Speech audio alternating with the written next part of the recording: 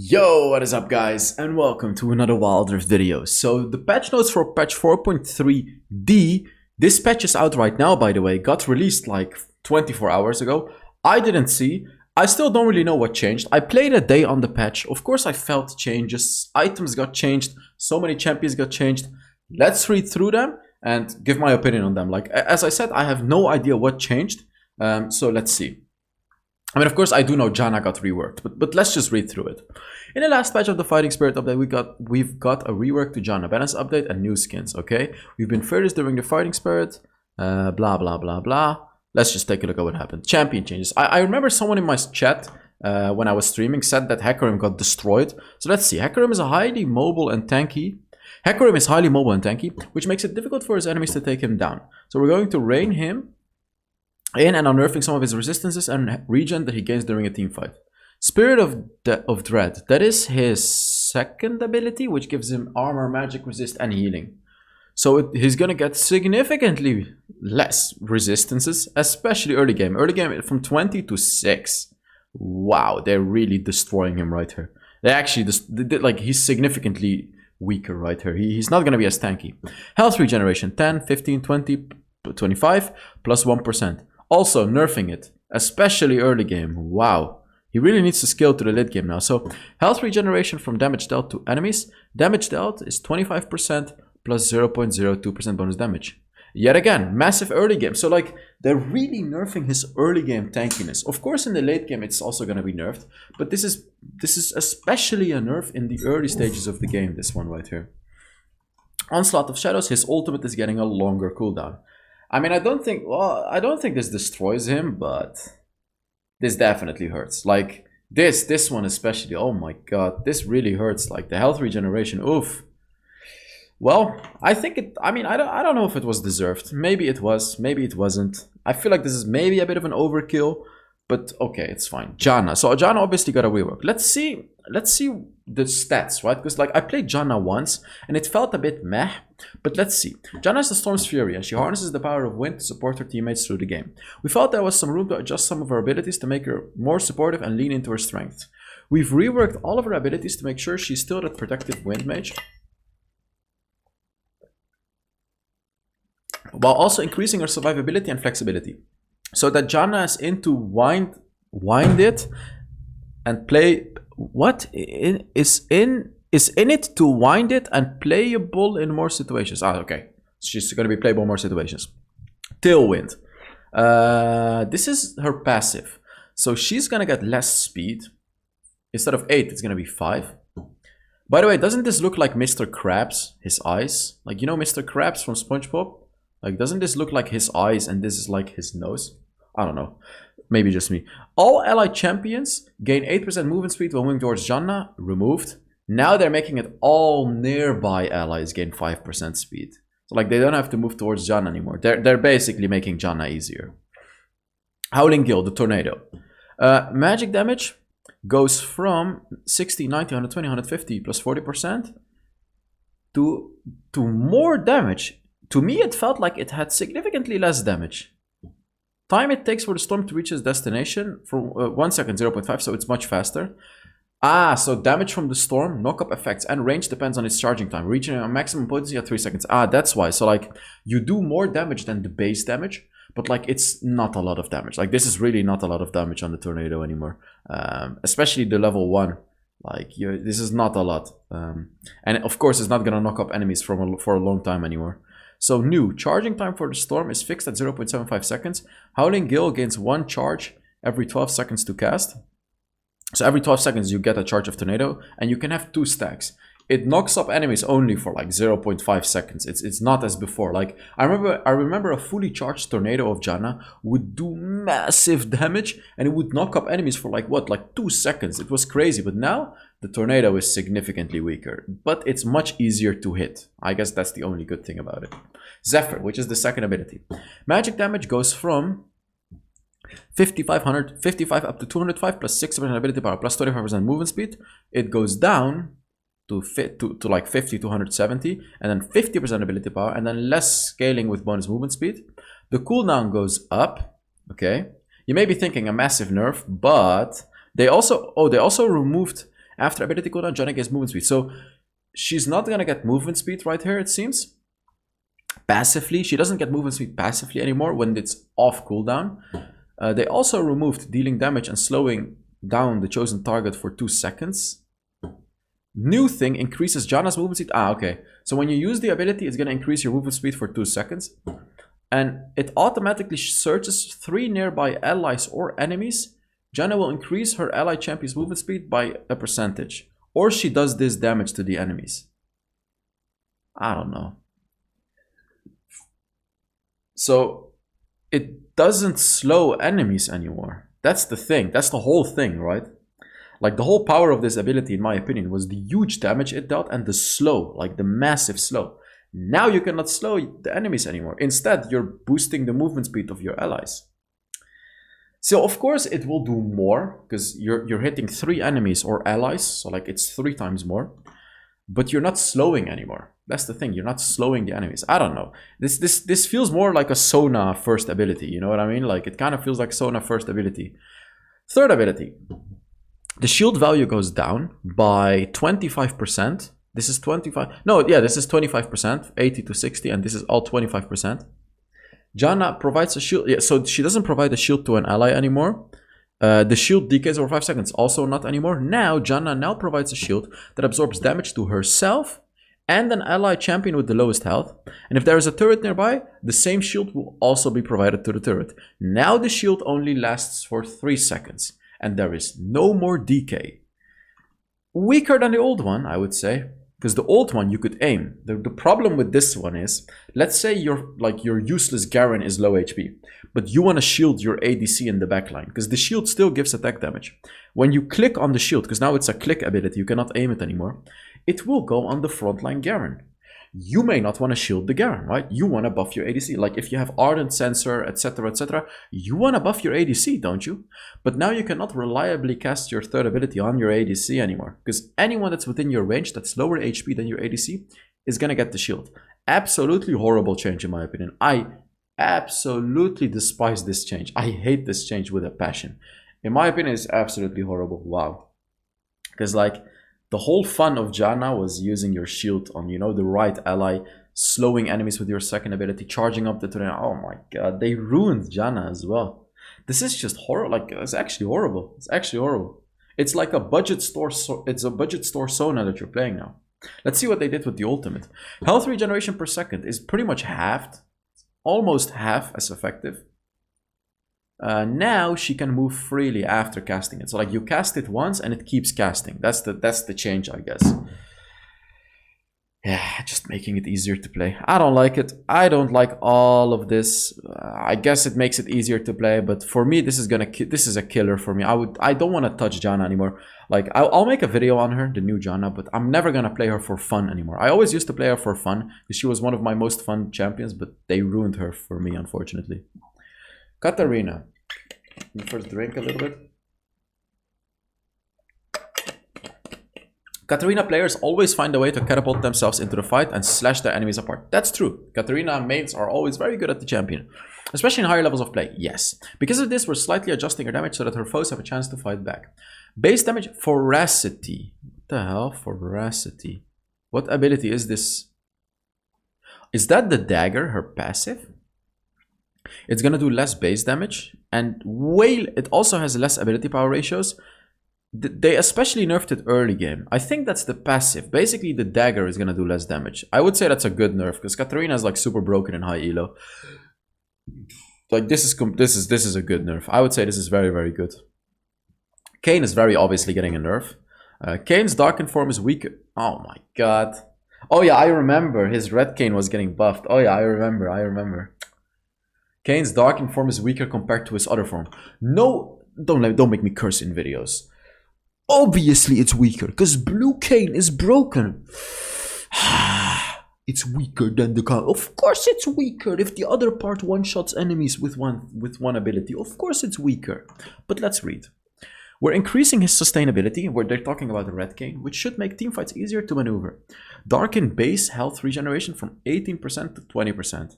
I believe that's vampirism, not really sure, but it's above. Darken damage, first ability. Oh my god, it's gonna do more damage. Instead of 5% plus 0.04 bonus attack damage, it now does 6% of the target's maximum health plus 0.06% bonus attack damage.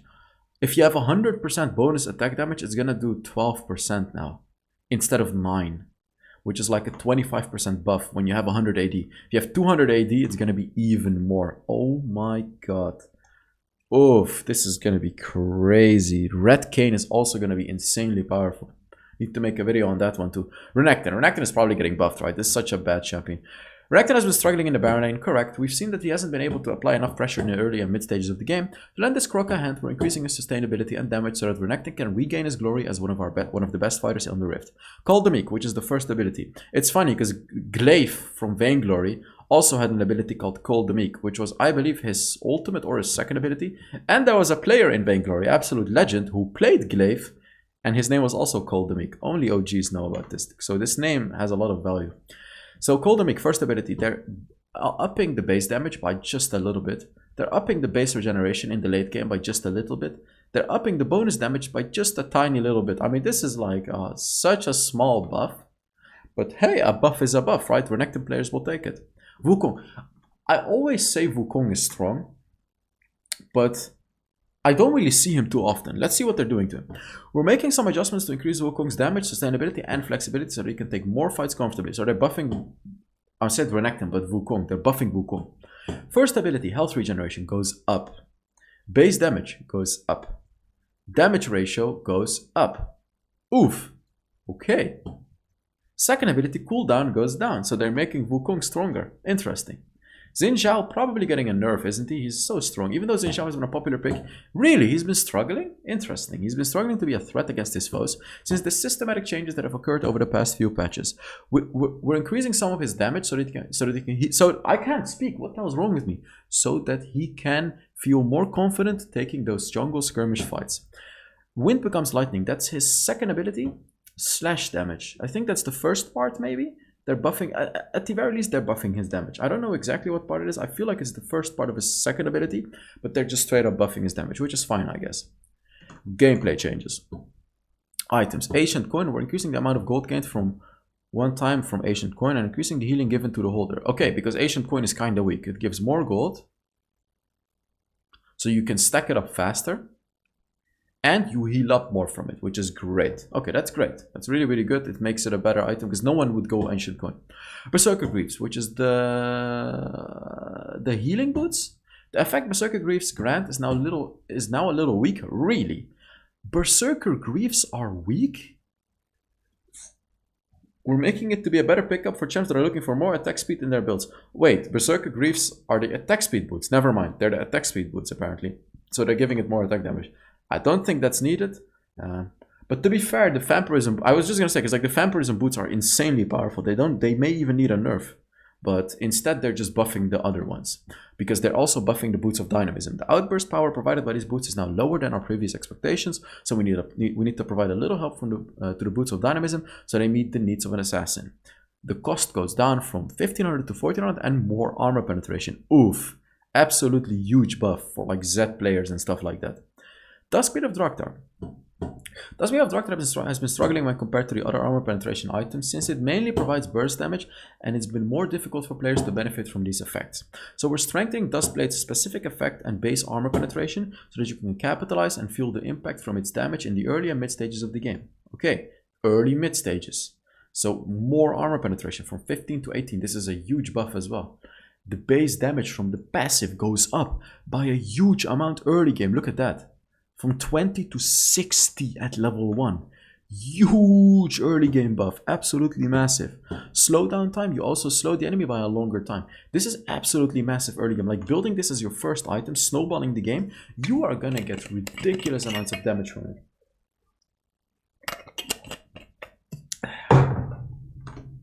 Harmonic Echo.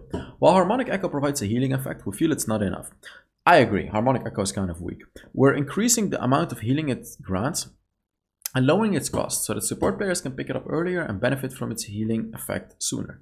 The cost goes down from 2,900 to 2,700. Oh my god. Okay, this is gonna be a top tier item. 100%. This 100%. This will be a top tier item now. Like I'm not even hesitating the slightest. 130 base healing.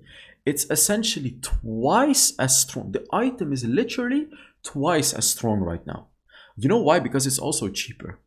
The item is literally early game. It's twice as strong. Oh my god. So like you can pick this up as your first item. Good lord, this will be disgusting. Oof. Magnetron Enchant. While Magnetron Enchant can provide champions in the jungle with some strong movement, it's still not performing well. That's the one that can let you dash to like an ally and taunt enemies, by the way. We're making some adjustments so that we can strengthen Magneton Enchant's unique power, and now its maximum movement distance can cover most areas in the jungle. We're also adjusting its cooldown time so you can not only move further around the map, but also faster. Okay, so it has a longer range now and a lower cooldown. Perhaps this will make it viable. I still think not many people will use it. Maybe like Rakan players, Alistar players, Lee Sin players, something like that. But otherwise, I don't think this will be very viable. Mercury's Thread. When you're up against someone who has Mercury's Threat, sometimes the game just feels lost and that you can't do much damage against your opponents. We want defensive strategies to be an option, but we also want to make sure that your foes building defensive items don't make the game feel impossible. So we're adjusting the damage reduction to make sure attackers don't feel overly frustrated, while also providing some extra health so that the holder still has enough room to survive bursts of magic damage from their foes. It gives you 50 more health, but 3% less magic damage reduction. I think that's fine. The 15% is maybe a bit too much. Plated Steel Caps. With its broad use case, Plated Steel Caps has an amazing defensive ability. Our goal with these adjustments is to give players more options in the boots category, so that Plated Steel Caps isn't always the best in slot pickup. Yeah, so they're reducing physical damage. Yeah, I agree with these changes, because like these boots have always been insanely strong, like as opposed to the Ionian boots or anything else. So I agree with these a lot. Relic Shield needs a nerf, by the way. Relic Shield's ability to give players a lot of lane control since it helps you execute minions and give you and your carry gold, which has made it a popular pickup for supports, since it provides the holder with bonus health and is already outperforming the other support items. Correct. We're adjusting its healing effect. This should make it so it's not an insta pick for every support and more situational depending on the champion you pick to the game. So now it heals you less. Don't think this is going to change much, but I guess that's good. It's needed a nerf. Rune changes. 1 second, let me drink some water.